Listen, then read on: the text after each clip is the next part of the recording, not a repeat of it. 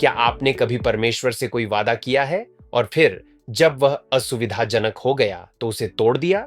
ठीक यही यहूदा ने यिर्मयाह 34 में किया।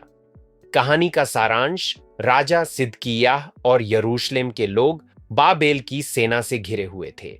निराशा में उन्होंने यहोवा के सामने एक वाचा बांधी, एक अच्छा निर्णय कि वे अपने सभी इब्रानी दासों को स्वतंत्र करेंगे, जैसा कि मूसा की व्यवस्था में आज्ञा दी गई थी। थोड़ी देर के लिए ऐसा लगा कि आत्मिक जागृति आ गई है। लोगों ने आज्ञा मानी और अपने भाइयों को स्वतंत्र कर दिया। परंतु जैसे ही खतरा टल गया और बाबेल की सेना कुछ समय के लिए पीछे हट गई, उन्होंने अपना वादा तोड़ दिया। उन्होंने जिन पुरुषों और स्त्रियों को स्वतंत्र किया था, उन्हें फिर से दास बना लिया। तब यहोवा का वचन यिर्मयाह के पास आया, तुमने फिर मुड़कर मेरे नाम को अपवित्र किया है। तुमने अपने भाई को स्वतंत्र करने की आज्ञा नहीं मानी, इसलिए अब मैं तुम्हें स्वतंत्रता की घोषणा करता हूँ। तलवार, महामारी और अकाल के लिए स्वतंत्रता। उनकी झूठी पश्चाताप और टूटे हुए वादे उनके विनाश का कारण बने।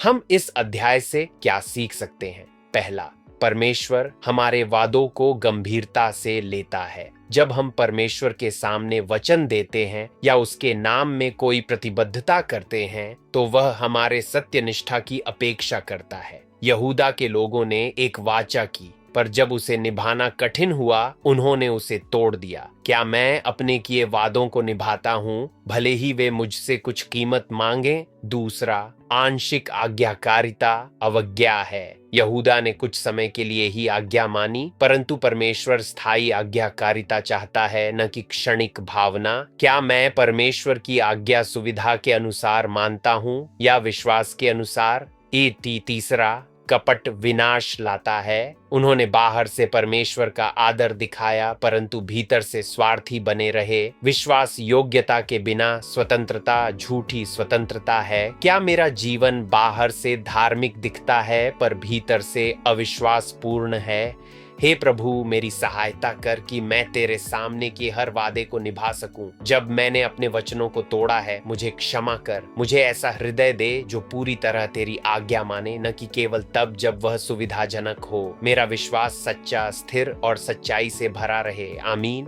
परमेश्वर हमारे हर वादे को याद रखता है। अपना वचन निभाओ, क्योंकि वह अपना वचन सदा निभाता है। परमेश्वर तुम्हें आशीष दे।